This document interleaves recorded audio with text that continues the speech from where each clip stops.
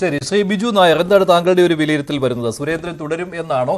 ഇപ്പോൾ ഏറ്റവും ഒടുവിൽ BJP-യിൽ നിന്നുള്ള ഔദ്യോഗിക റിലീസ് അനുസരിച്ച്, റിലീസ് ഉച്ചയ്ക്ക് തന്നെ കിട്ടിയതാണ്, അത് പ്രകാരം പറയുന്നത് നാളെ ഉച്ചയ്ക്കാണ് നോമിനേഷൻ പ്രോസസ്സ്, അതായത് 2 മണി മുതൽ 3 വരെയാണ് സംസ്ഥാന ഓഫീസിൽ ആ ഒരു പ്രക്രിയ നടക്കാൻ പോകുന്നത്. അതിനു മുൻപ് കോർ കമ്മിറ്റി യോഗം ചേരുന്നുണ്ട്.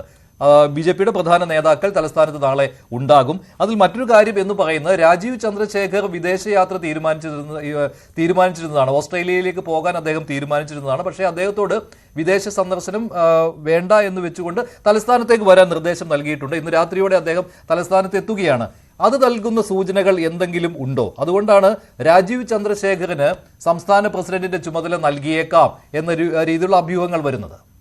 അല്ല, ഞാനിപ്പോൾ ഇവിടെ ഇതിനെ കാണുന്നത് ഒരു പ്രസിഡന്റിനെ മാറ്റുന്നു എന്നുള്ളതിനേക്കാൾ കൂടുതൽ ഇത് നമ്മുടെ പാർട്ടിയുടെ വളർച്ച, അത് ഈ ഒരു കേരളത്തിൽ നമ്മൾ നേടിയെടുത്തിട്ടുള്ള ആ ഒരു വളർച്ചയുടെ ഒരു തുടർച്ച തന്നെയായിരിക്കും ഉണ്ടാകാൻ പോകുന്നത്.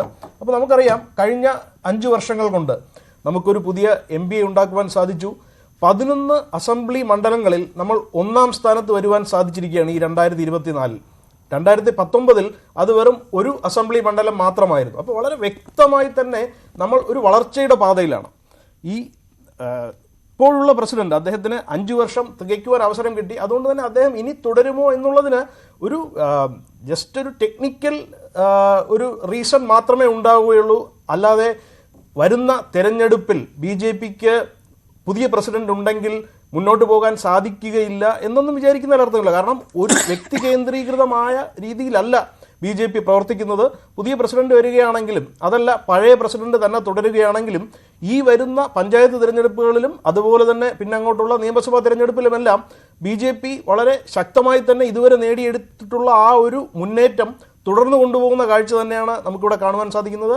മാത്രമല്ല, ഏറ്റവും വളരെ വ്യക്തമായി എനിക്കിവിടെ പറയുവാൻ ആഗ്രഹമുള്ളത്, ഇപ്പോൾ നമുക്കറിയാം LDF-ഉം UDF-ഉം അവരവരുടേതായ ആ ഒരു ഭാഗം വീതിച്ചെടുത്തിരിക്കുകയാണ് എന്നാണ് എനിക്ക് മുമ്പ് സംസാരിച്ച സാർ അവിടെ പറഞ്ഞത്.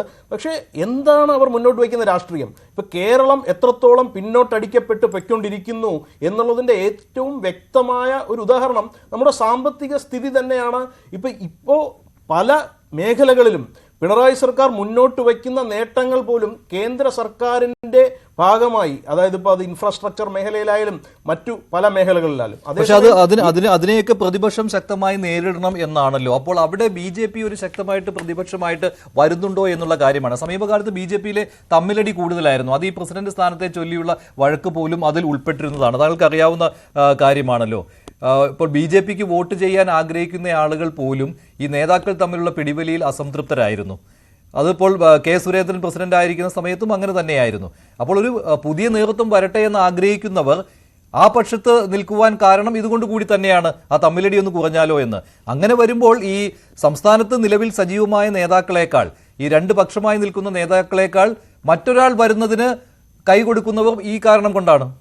അല്ല മഞ്ജുഷ്, ഇപ്പോൾ ഇവിടെ നമുക്ക് 2 കാര്യങ്ങളാണ് എപ്പോഴും BJP-ക്ക് എതിരായിട്ട് നമ്മുടെ എതിരാളികളും അതുപോലെ തന്നെ മീഡിയയിലുള്ള ചില സുഹൃത്തുക്കളും എപ്പോഴും പറയാറുള്ളത്. ഒന്ന്, BJP ഒരു മതാധിഷ്ഠിതമായ പാർട്ടിയാണ്, മതവാദമാണ് നമ്മൾ മുന്നോട്ട് വയ്ക്കുന്നത്, അത് BJP ഒതുക്കി നിർത്തുവാൻ എപ്പോഴും ഉപയോഗിക്കുന്നു. വേറൊന്ന്, BJP-യിൽ എപ്പോഴും തമ്മിലടിയാണെന്ന്. പക്ഷെ നമുക്കറിയാം, ഇപ്പോൾ കോൺഗ്രസിൻ്റെ തലപ്പത്ത് എന്താണ് സംഭവിച്ചുകൊണ്ടിരിക്കുന്നത്? എല്ലാവരും മുഖ്യമന്ത്രി കുപ്പായം തപ്പിച്ചുകൊണ്ട് മുന്നോട്ട് വന്നുകൊണ്ടിരിക്കുകയാണ്. അപ്പം അത്തരത്തിൽ നമുക്ക് BJP-യെ ഒഴിവാക്കി നിർത്താമോ?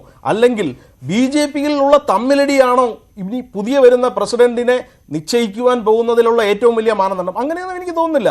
ഒരു പ്രസിഡന്റ് 5 വർഷം കഴിഞ്ഞ് മാറുകയാണ്, പുതിയൊരു പ്രസിഡന്റ് വരികയാണ് എന്നുള്ളത് വലിയ കാര്യമാണ്. ഇപ്പൊ തന്നെ നമ്മൾ ശോഭാ സുരേന്ദ്രന്റെ കാര്യം ഇതുവരെ സംസാരിച്ചിട്ടില്ല.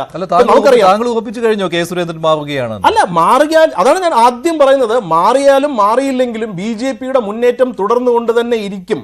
മാത്രമല്ല, ജനാധിപത്യപരമായ നമ്മുടെ ശക്തിയാണ് കാണിക്കുന്നത്. നമ്മൾ പ്രസിഡന്റിനെ മാറ്റുവാൻ ഉള്ള വ്യവസ്ഥയും നമുക്ക് ഉണ്ട് എന്നുള്ളതാണ്. അപ്പോൾ അവിടെ ഞാൻ പറയുന്നത്, ഇപ്പം തന്നെ നമുക്കറിയാം BJP 33% വനിതാ സംവരണം കൊണ്ടുവന്നിരിക്കുകയാണ്. മറ്റൊരു രാഷ്ട്രീയ പാർട്ടിയിലും ഇന്ന് കേരളത്തിൽ എന്നല്ല മറ്റു സംസ്ഥാനങ്ങളിൽ പോലും ഒരു വനിതാ അധ്യക്ഷയെ പരിഗണിക്കുന്നു പോലുമില്ല എന്നുള്ളതാണ് സത്യം. അപ്പോൾ അവിടെ നമുക്ക് വളരെ വ്യക്തമായ ഒരു സ്ഥാനാർത്ഥി ഉണ്ട് അവിടെ, അവരെയും പരിഗണിക്കപ്പെട്ടേക്കാം എന്നുള്ളിടത്തൊക്കെയാണ് BJP-യുടെ ആ ശക്തി നമുക്ക് വളരെ വ്യക്തമായി കാണുവാൻ സാധിക്കുന്നത്. അപ്പം അത് എന്തുകൊണ്ട് നമ്മൾ ചർച്ച ചെയ്യാതെ, എന്തുകൊണ്ട് വീണ്ടും നേതാക്കൾ തമ്മിലടിയാണ്, അതുകൊണ്ട് മാറുകയാണ്, പുതിയ പ്രസിഡന്റ് വന്നാൽ വീണ്ടും ഈ തമ്മിലടി തുടരുമോ എന്നൊക്കെയുള്ള വളരെ നെഗറ്റീവായിട്ടുള്ള ആ ഒരു നരേറ്റീവിലേക്ക് നമ്മൾ എന്തുകൊണ്ട് പോകുന്നു? നമ്മൾ ഇന്ന് സംസാരിക്കേണ്ടത് BJP കഴിഞ്ഞ പ്രസിഡന്റിന്റെ കാലത്ത് വളരെ ശക്തമായ മുന്നേറ്റം കാഴ്ചവെച്ച പാർട്ടിയാണ്.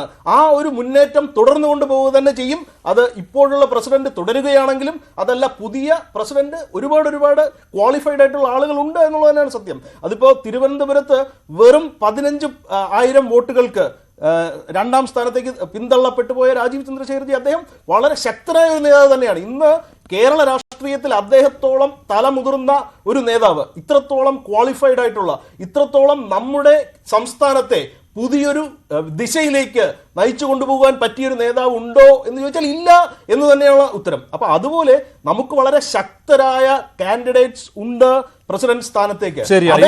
ഇപ്പോൾ പരിഗണിക്കുന്ന പേരുകളായിട്ട് വരുന്നത്, ഒന്ന് കെ സുരേന്ദ്രൻ തുടരുകയാണെങ്കിൽ അങ്ങനെ തന്നെ കേന്ദ്ര BJP അങ്ങനെ ഒരു തീരുമാനം എടുക്കുകയാണെങ്കിൽ അതിനുള്ള പ്രധാനപ്പെട്ട കാരണം സമീപത്ത് വരാനിരിക്കുന്ന തെരഞ്ഞെടുപ്പുകളാണ്. പിന്നെയുള്ള പേര് എന്ന് പറയുന്നത് ശോഭാ സുരേന്ദ്രന്റെ, താങ്കൾ പറഞ്ഞ ശോഭാ സുരേന്ദ്രന്റെ പേര് പരിഗണനയിൽ ഉണ്ട് എന്നാണ്. അങ്ങനെ ആയിരിക്കുമല്ലോ സ്വാഭാവികമായിട്ടും. പിന്നെ മുൻ പ്രസിഡന്റ് V മുരളീധരൻ, അതിനേക്കാൾ കൂടുതലായിട്ട് MT രമേശ്, അദ്ദേഹത്തിന്റെ പേര് സജീവമായിട്ടുള്ള പരിഗണനയിൽ ഉണ്ട് എന്നാണ്. പിന്നെയുള്ളതാണ് രാജീവ് ചന്ദ്രശേഖർ.